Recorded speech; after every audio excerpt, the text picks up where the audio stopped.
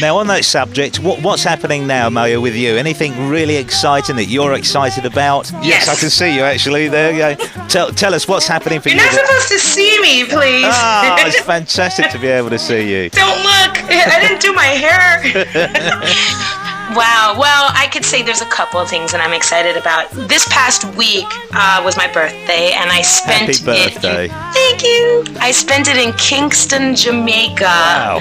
Recording with Stephen Marley in the original Bob Marley house, and also at the Tough Gong recording studios. The history is just insane, and to be like a part of that today is crazy. And at one point, he's working on a Nina Simone tribute, a reggae Nina Simone tribute. So at one point, I'm in the house working on the melody for a song, and I'm learning it as I go. And Rita Marley is sitting there next to me, harmonizing with me.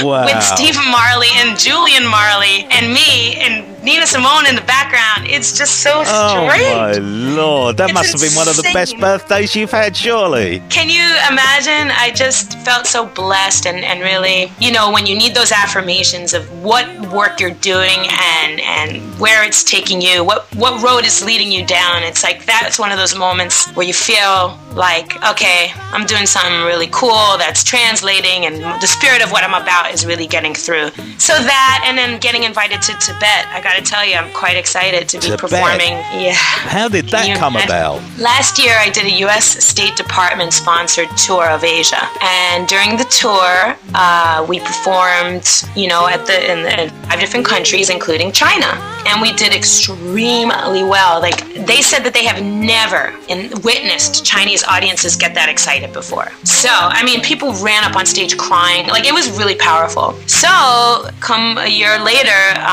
you know, the U.S. Embassy in Beijing sent me an invitation to come to Tibet and do 5 concerts. And it's a huge honor. We're the first band to go in 2 years. Wow. And we're getting ready for that. So that's coming up, and I'm excited. I don't know. I have a new video. I'm finishing a new CD. All these kinds of things. It sounds to me like, you know, everything is going your way now, and so it should. And really, my next question was going to be, what are your hobbies? What do you do in your free time? But I think your work and your passion for what you do is your hobby, is it not? Yes. And what free time exactly are you talking about? You mean the free time when I actually have to wash my clothes or, you know, unpack? This is crazy. I have things still packed from 2 months ago that I'm still trying to unpack, but I keep repacking before I can finish unpacking. Hobbies, I love films. I love independent movies. I love good films. Have you seen Gran Torino? No, not yet. There's a few I want to see. I gotta get Gran Torino. I want to see Gomorrah. Is that the one? It's an Italian film about the mob, but it's supposedly a completely new take on it. And Scorsese produced it, but I can't remember the name of the director. Right. You're an avid film watcher then? I love film. When I have time in between everything, I catch a good film. And do you read? Yes, I do. I do read a lot. What kind of books do you read? I've been into bios lately because there's something about studying a person's life that really gives you an actual perspective on how things go down, you know. I started Catch a Fire about Bob Marley, and that's been really cool. I'm also reading this book called The People's History of the United States. It's supposed to be, it is a history book, but said from the perspective of the quote-unquote losers, because they say history is written by the winners, so you only get certain information. So now you have, let's say, something written from the perspective of a Native American and what they never mention in the history books, or from the perspective of a slave, like what they never mentioned. Right. So it's pretty deep. On that subject, how do you feel about having a black president now? I'm pretty amazed. I'm amazed also because of Obama specifically. I mean, it is historical, without a doubt. I mean, this marks something in history that I'm so amazed and thankful that I can witness. And also as an artist, we represent this time. People will look back to what we're talking about to try to feel this time and try to get inside of it and see what it was like and what this time was. I'm amazed and relieved because it has has restored some of my faith in the system of democracy. I really was completely depressed and sad about the fact that it seemed like a farce for people to put their hopes into a system that really wasn't for them, and then now to feel like it works. You can really band together and affect change. So yeah. Well, I think I'm inspired. not only do I think it's great news for America, but I honestly think it's great news for the world, to be quite honest with you, because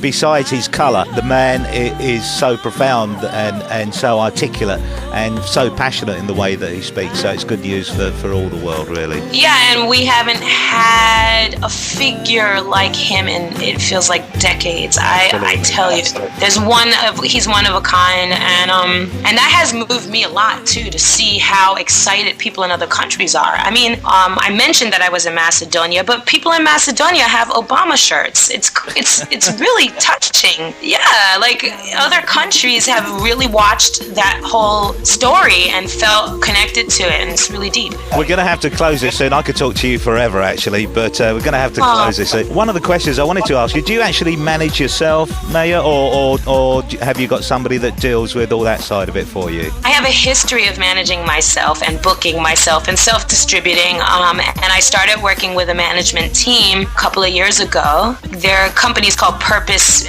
Music Group, and they treat it very much like a partnership because I have so many strong ideas, and I have sort of been taking the lead with my career for most of it. So yes and no, I still manage myself, but I have a team now, and that feels really good. Well, may I say that you manage yourself very well. May you continue doing that. Please keep on sending your submissions to Fame Games, and I'm very sure, the same as all the crew and all the team here, that Maya Azucena will be very well known in the future, and it's been a pleasure to know you at the very, very beginning. Much respect to you, and I thank you from the bottom of my heart for being Fame Games, for doing what you guys do for us independent artists, and for granting us a platform, and for believing in me. So yeah, I'll be in touch. We'll stay connected. Okay, Maya. Well, it's been a great pleasure, and I hope you catch that train that keeps going past your window soon.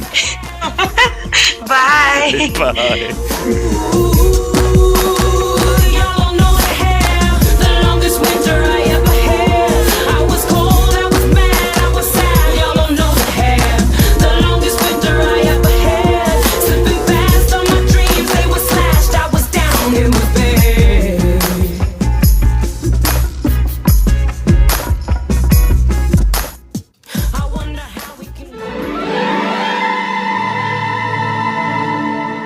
Red carpet.